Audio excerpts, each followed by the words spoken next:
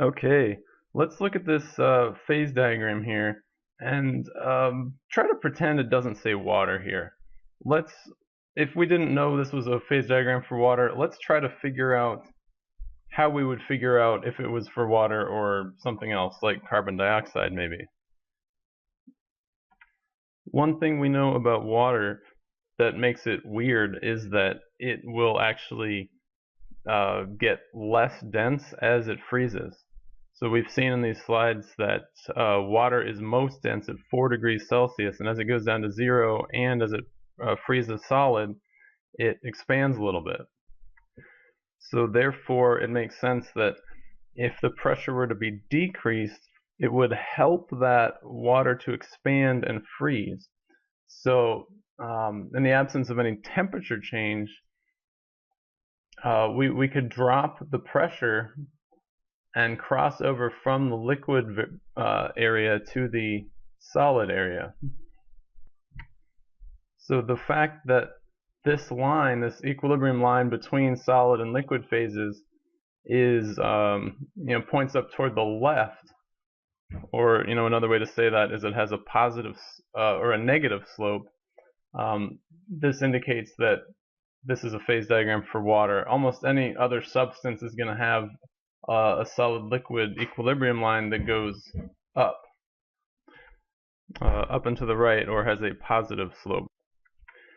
Or we can think about this from the opposite, process. We can think of it in terms of maybe melting solid water by adding pressure.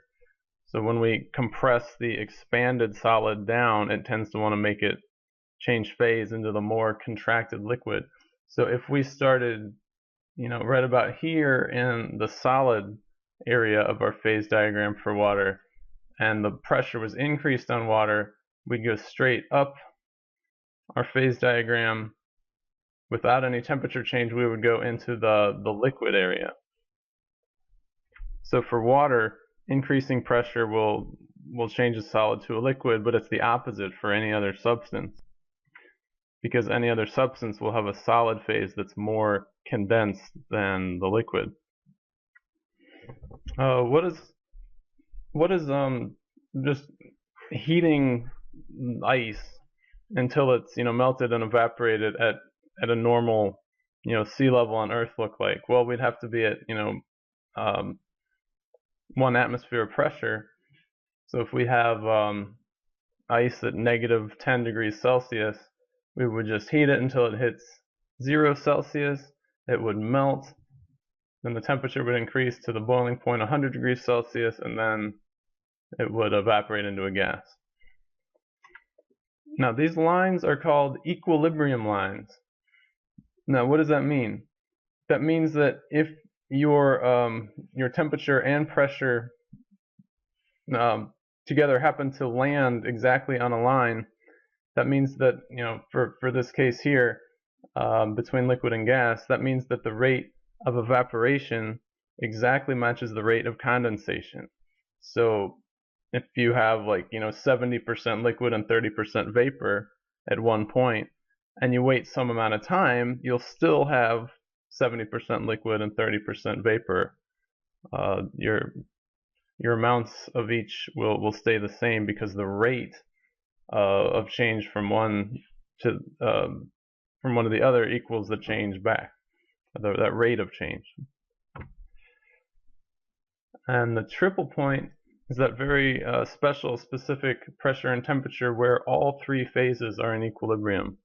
So the percent composition of a mixture of solid, liquid, and gas will stay the same. So now let's get to the question you've been waiting for. What will happen to your hand if it comes out of your spacesuit?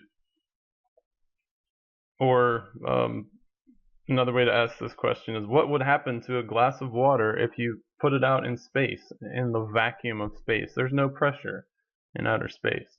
So let's assume your temperature is, well, not that hot. This is a weird, non-to-scale graph, so it's hard to really pinpoint where our temperature would be. But assume our body is somewhere between 0 and 100 degrees Celsius. maybe around here somewhere. And in our spacesuit, we're at, let's assume our spacesuit is providing 1 atmosphere of pressure. So we start here, and then suddenly there's no pressure anymore if we break out of our spacesuit into the vacuum of space. So we drop, boom, right down across this line into the vapor region. What process corresponds to going from liquid to vapor? That would be boiling. So your blood would boil. I know there's lots of different crazy things represented in movies that happen to people when they go into outer space. Like, I think there was a Sean Connery movie where people's heads exploded when their suits depressurized. But that wouldn't really happen. If you're in physics, I'll talk about a silly show where somebody's arm froze solid. But I think it would take a while for that to happen. Or I honestly don't know if that would happen at all. You might just have it, totally desiccated before it would freeze. But I know you have, chunks of ice out there in the universe. Maybe somebody could do a presentation on this. But the point is, you're not going to have to worry about your body freezing immediately. You're going to have to worry about your veins filling with water vapor, and therefore your blood not being able to pump appropriately. But yeah, the main point here is that depressurizing in space is going to send you down into the vapor area of our phase diagram, not into the solid area. Alright, now let's look at a phase diagram of some substance other than water.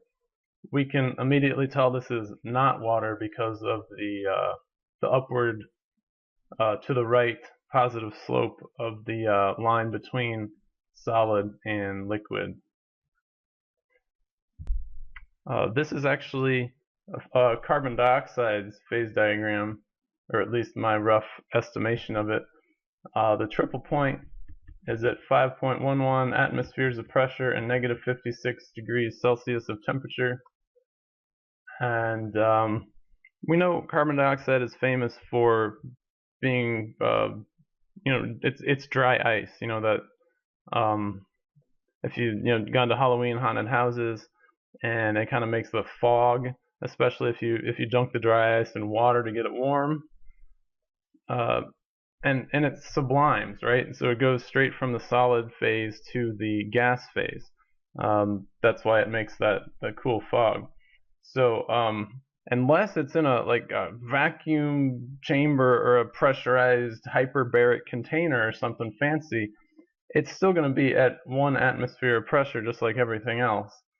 So it might start really cold right about here, being solid dry ice, and then it heats up, especially if you dunk it in warm water or whatever, and that, the warming up means we're going right across the our phase diagram, and that brings us